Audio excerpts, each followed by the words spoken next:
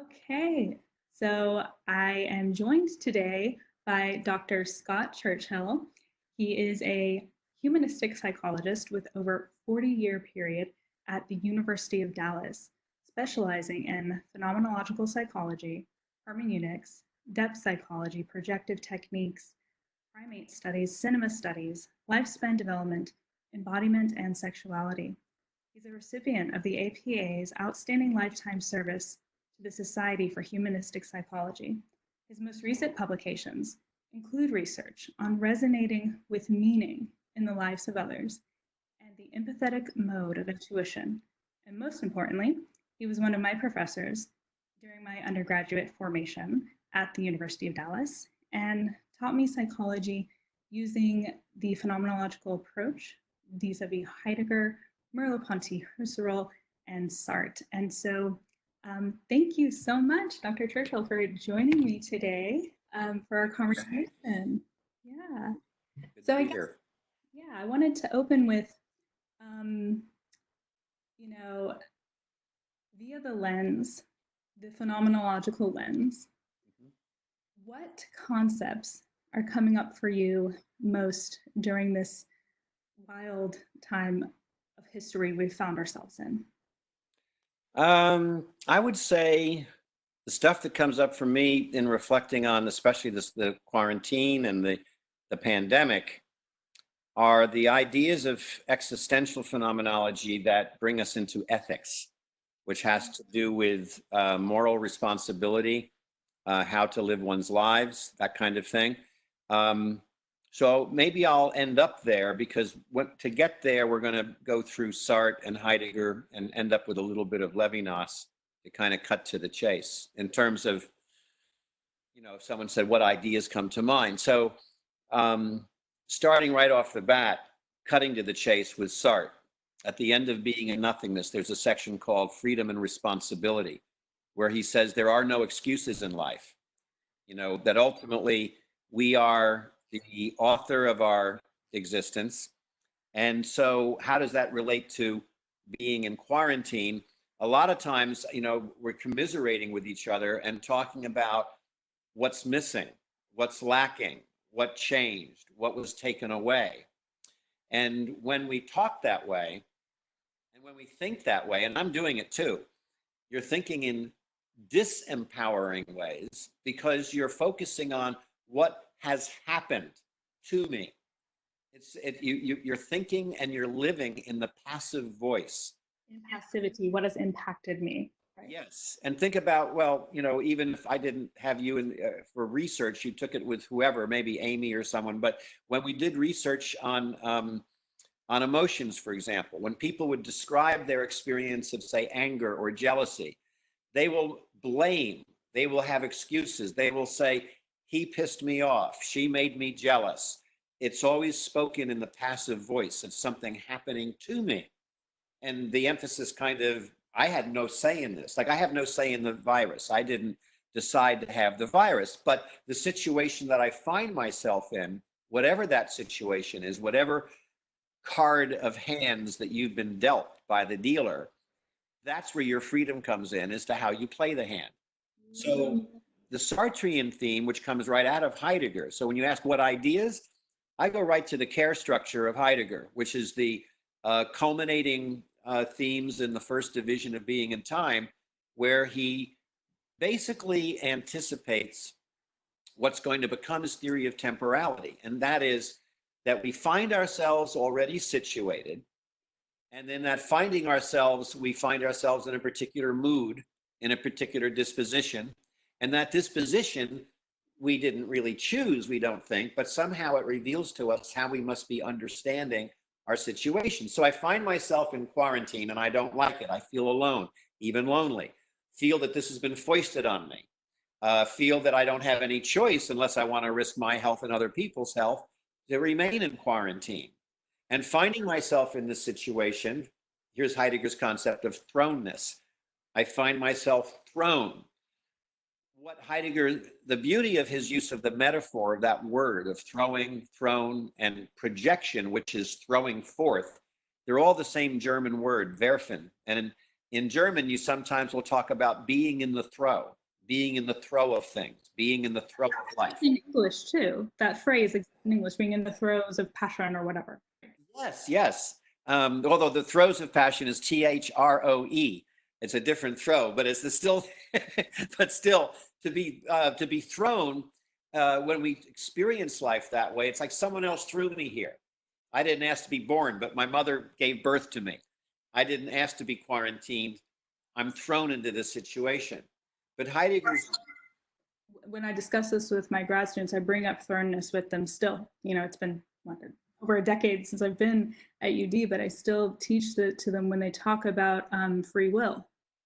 You know, our free will is not this, you know, I can do anything I want, nor is it completely at the whims of, you know, whatever context, you know, whatever thing I've been kind of handed. It's a both and, right? It's we're thrown into, you know, I can never be a, you know, a Chinese woman from the 1700s. I was not born in that time. I'm not that ethnicity.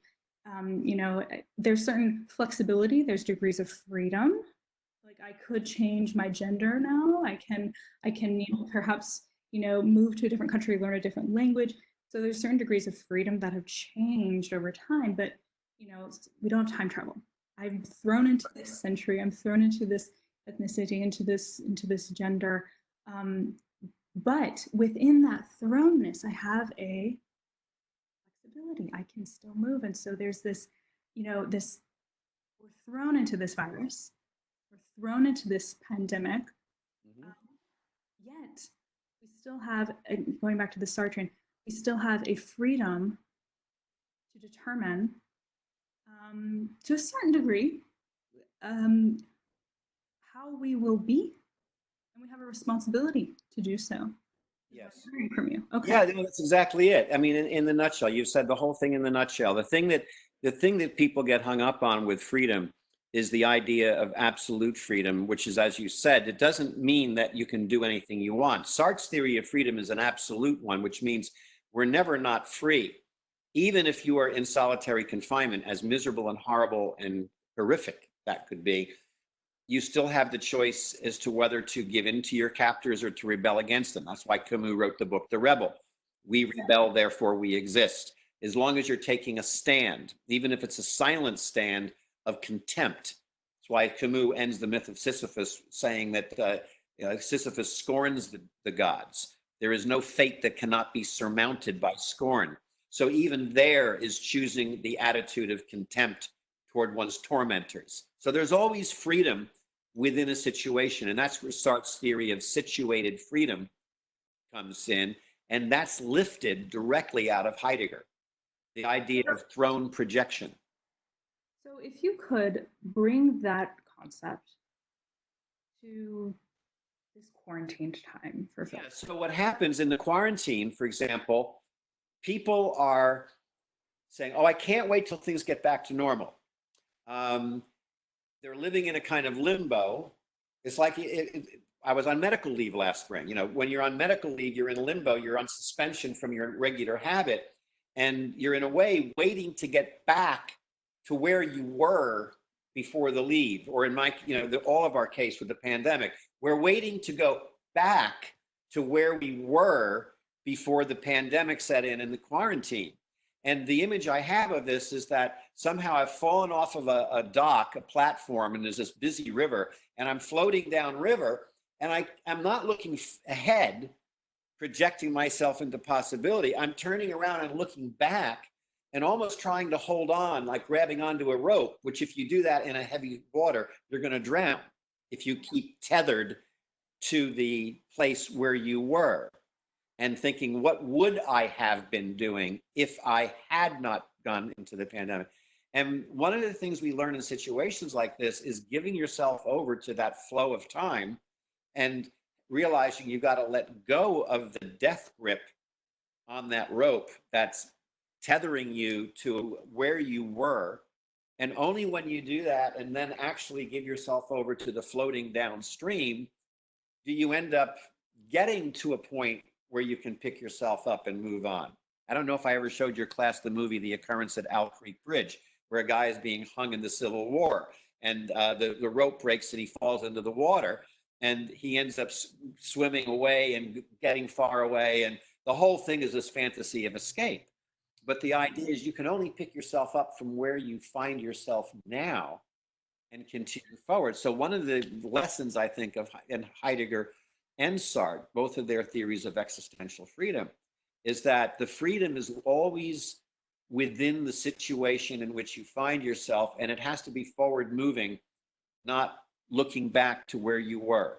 So a lot of people are going to want to pick up their jobs or pick up life where it was 6 weeks ago or 3 weeks ago, whenever the quarantine was started. That ain't going to happen. The other thing is that we have a positive. This is something, another concept, the notion of epoche, which comes from Husserl. It's a Greek word, and it means to put into suspension, to parenthesize, to bracket, to take out of play. We are in an epoche right now. We're in a forced epoche. Like the thrownness of this is that we have this breach, this stepping back, or as what Merleau-Ponty calls the slackening of the intentional threads that bind us to the world. As long as we're in the everyday attitude, we're not thinking about our routines and all the things that bind us to the ways that we spend and even waste our time. And one of the things we can do now is either catastrophize what's happening and make it a self-fulfilling prophecy and waste your time and then say, I was forced into a situation where my time was taken away from me. No, you've surrendered your time wastefully because you haven't been willing to invent new ways of being toward future possibilities. You got to let go of the old projects and you've got to begin to thinking of new ones. So the existential approach where you realize that you're responsible, that's better than just blaming the world on this. So what you're bringing up for me now is, and I agree, right? Like that take reframing this as it being thrust upon me. I'm this passive recipient of this terrible thing, as we all are, right? Mm-hmm. Reframing it to this is an opportunity for me to do something. I've seen a lot of stuff on social media of people taking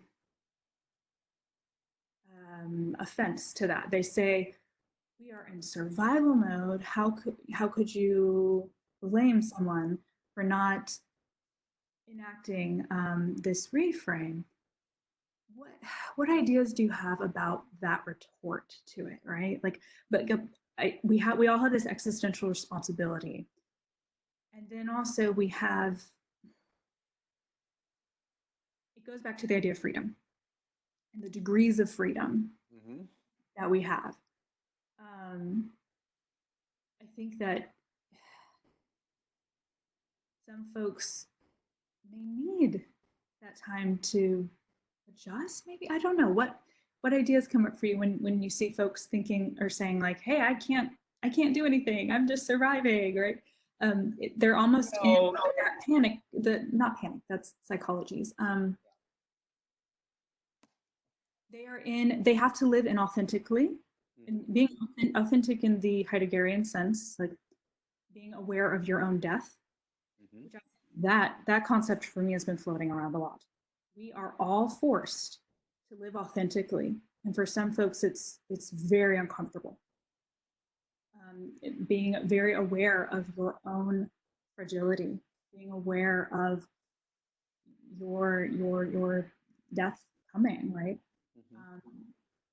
Death of your loved ones, death of others. Even if we don't focus on death per se, I mean, of course, death is there with the coronavirus. It's the idea of finitude and the idea of letting go of possibilities. Whenever, I mean, death is the ultimate, life is the ultimate possibility that we learn to let go of as we approach death. But even letting go of how we used to spend our time, or how we used to spend our time together, or how we used to spend our time in the classroom, the productive attitude is to try to find a way of creatively finding new possibilities within the limitations rather than just seeing everything as a lack. Which is, I think you've hit the nail on the head for what I'm on groups with a bunch of therapists during this time who are trying to, help their clients, and I think that's the message I'm hopefully sending to folks is you can't do CBT right now. Right. You can't. You've got to help people expand their meaning within their new confines. And if you're not doing that, then no amount of breathing techniques aren't going to work right now necessarily, right? Well, this is where it goes into the moving out of the self-absorbed focus that we tend to have as individuals into looking toward others. And this is where, do you know the philosopher Emmanuel Levinas? Yes. He was a contemporary, as you know, of Sartre, Merleau-Ponty, Beauvoir, Camus, all of them. They were all kind of in this together. And Levinas was a student of Heidegger and Husserl as well. But Levinas is famous for, in his book Totality and Infinity, talking about the face of the other that calls me to respond. And the reason he focused so much on the face of the other was that he spent a long time in a prisoner of war camp in the German concentration camps. And it was looking at the faces of others who, in the depths of despair, facing death, he could see in their face, he experienced the look in their faces as a call that here is a person that needs to be responded to. And I have a responsibility to respond to the call of the other, which was the call of the face of the other. So he made it really concrete and palpable in that French way. We talk about in German, the intercorporeality, sich versetzen, putting yourself into the position of the other. The French just look into each other's eyes and say vis-a-vis, face to face, in the face-to-face contact. So when you look into the face of the patient in the ward who is alone and whose hand is reaching out, you respond to that in some way. So I was looking here, I wanted to read to you, a friend of mine sent a note about what's frustrating her amidst all of the messaging people are sending to each other in these days. And she said, I don't see that what people are sending around is a very nourishing solution. And she wrote, how can I contribute to your life as a friend? Lead me, please. This very simple words from a Turkish friend of mine who was using English as best she could to say this is what she felt frustrated by amidst all of the social messaging that's going on. People are passing on all of this idle chatter, but they're not speaking in a genuine way to each other. And I thought she captured it all in that simple sentence, how can I contribute to your life as a friend? Lead me, please. And so what we should probably be doing is asking ourselves, how can we best invite our friends and family, people close to us, to tell us what they need from us right now? What could I do for you right now? Because we're very quick to receive the question from someone else. Like when you started the phone chat and said, well, how are you doing? We ask each other how we're doing. And then after a few niceties, we move beyond that to some other idle talk about the weather or whatever. But the suggestion here is when we realize that we're situated individually in a collective quarantine where we're forced apart from each other, we can at least try to transcend that distance by asking those close to us, what can I do for you? What might I be able to do to improve your circumstance right now? And maybe it's something practical. I need a carton of milk. Or maybe it's like, gee, I could use a hug, and you can't get it, but you can send it, visually. Well, and I love what you were saying about it, just asking them what they need. We shouldn't come, Harlene Anderson writes about this concept of not knowing. She's the author of Collaborative Language Systems, a theory that social constructionist theory. And this not knowing has been in the therapeutic approach since the 80s when they created it. We don't need to know what our clients need, what each other needs. They know. Just ask them, right? Go in and be curious about what they need. And not assuming that your friends are doing poorly, not assuming that they're doing well. Just how can I be led into your clearing with you, right? Right. Yeah, It's a good metaphor. yeah, yeah. So I want to scroll back to, you said at the beginning, ethics. Mhm. There are people throughout the history of time who have gone through worse than this, Mhm. not discounting that this is a difficult historical time. What about the phenomenological, existential, humanistic thinkers is the most helpful piece that you can um, impart to us during this time to help? I wouldn't say get through. I don't like that phrasing. To help grow from this. Well, I think we've circled around it already, and even in what you had just finished saying, we in, in bearing witness to each other, for example. I mean, where I'm moving with this is away from the egocentrism that is accentuated by living alone.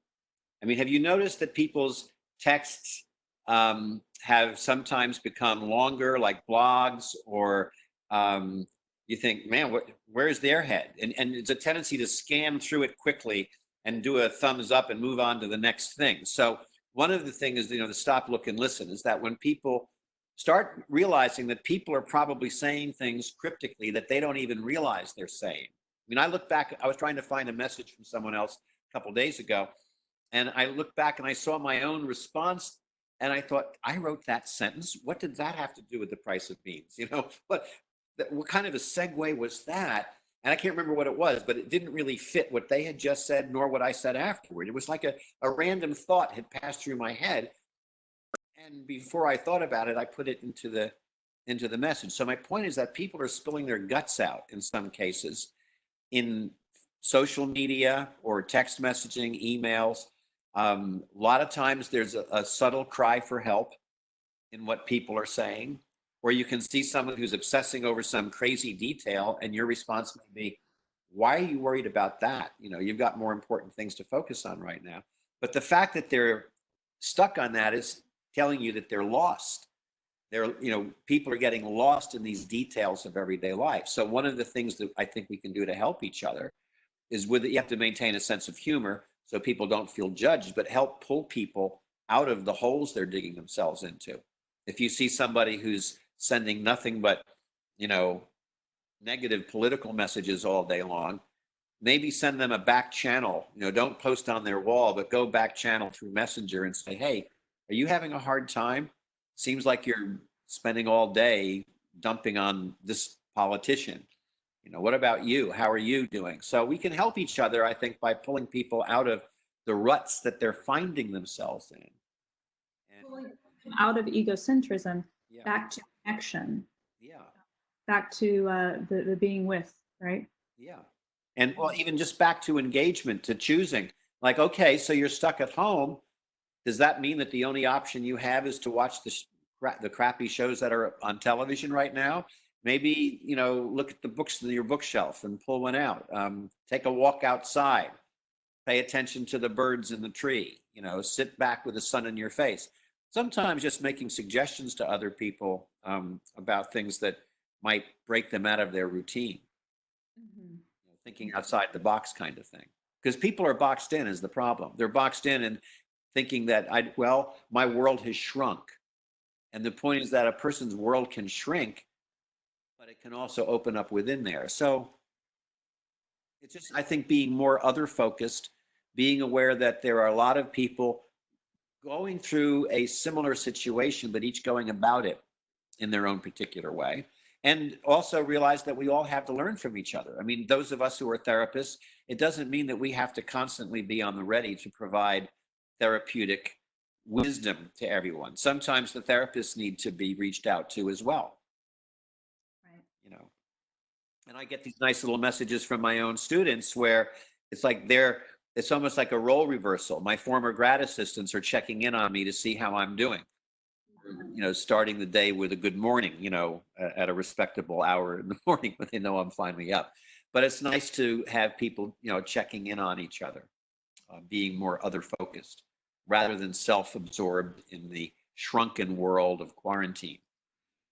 That is something neat I've noticed is that people are, and this is a Merleau-Pontian, like, the embodiment of intentionality. People are walking a little bit more in Houston. I'm sure they're doing the same up there in Dallas. People are just walking more, and when they see each other, they light up, like distanced, right? And they wave to strangers. Mm-hmm. You're just so happy to see a human being, and it's just that embodiment of that intentionality and that connection. And so I think finding ways to do that will be the way that we can, really hopefully remember and appreciate that, when things do go back to normal, Right. they won't go back to normal. But Right. yeah. Yeah, I'm curious to see how fast we forget about this. When we had 9/11, how you were probably very young when that happened in the year 2001, but I remember it well. And I can remember for, at least a week or two when people were putting American flags on their antennas of their cars back in the days when car radios had antennas. And people were waving at each other. That lasted about a week before people were honking the horns again, and road rage kicked back in. So sometimes the new solidarity that we experience when we go through difficult times together is short-lived, and we go back to our old habits. So this time, I think we've got something that's really hit everybody in a serious way, but I've got a feeling that we're going to slip back. And I think there are important lessons that we can learn during this precious time that we still have under quarantine. So I think that's the message I'm trying to give myself is stop dealing with this as something inflicted on me that I have to suffer or endure. Take this as the gift of time. I mean, how many people get to slow down and spend all day at home and actually look at letters that they need to write, or books that they want to read, or a journal that they haven't kept because they haven't had the time? I think it was Heidegger who said that the person who says I have no time is the definition of the inauthentic person. Mm-hmm. Say I have no time. So now you've got nothing but time on your hands. Use it. Find creative ways and hopefully once you find creative ways of filing your time, this can hopefully carry over to when things get, quote, back to normal. Maybe we don't want to go back completely to normal. Maybe we want to bring some of this with us. Absolutely. Absolutely. I love that you called it precious and special. It's a precious and special moment that we've been given, maybe. By whom, I don't know, but given. Yeah. Well, see, think about the number of folks who have given themselves over to jobs, occupations, careers, many out of pure necessity in order to put food on the table. Others jump into everything from social relationships to jobs to fill their time. And they become accustomed to their time being determined by their boss or by the company. And that's why when they come home at night, they're not sure what to do, but open a beer and put the TV on and then fall asleep and wake up and let every tomorrow be another today, where your time is accounted for by what you're told to do. And one of the most difficult things for people in the current pandemic quarantine is suddenly it is a gift of time, because I'm on sabbatical and saying, what a lousy time to be on sabbatical. All of my travel's been taken away. Well, meanwhile, all of my colleagues are on sabbatical. I go into my office every day. I'm the only one there. There's no one in the parking lot. It's a ghost town. The building's locked. I have to let myself in. People are staying at home. And are they working 8 hours a day, all the people who are working from home? I doubt it very much. I wouldn't be surprised if people who are, for the most part, working from home are working half time on average. And the question is, what are they doing with the rest of that time? That's why I'm calling it a gift. The quarantine has required people to work from home, but there's no way that anyone's working from home. The average person, maybe I'm being cynical, I don't think the average person is working from home as much as when they're at the office. So you've been given this gift of time. Are you squandering it, or are you doing something creative with it? And if you've done yourself right during this quarantine, then it means that when you return to quote unquote normal, you're going to want to find a way of keeping within your routine the new authentic time spending that you've indulged in, as opposed to saying, I can't wait to get back to work, to the factory, because at least there I know what I had to do minute by minute. That's the person who wants to shrink away from the responsibility of choosing their existence. So we have the gift of time to find creative things to do with it. And I can only hope that when we go back to normal, that myself and other people can still find the time to do the things that we can learn to do now. That's why I think it's a gift more than a plague. Well said.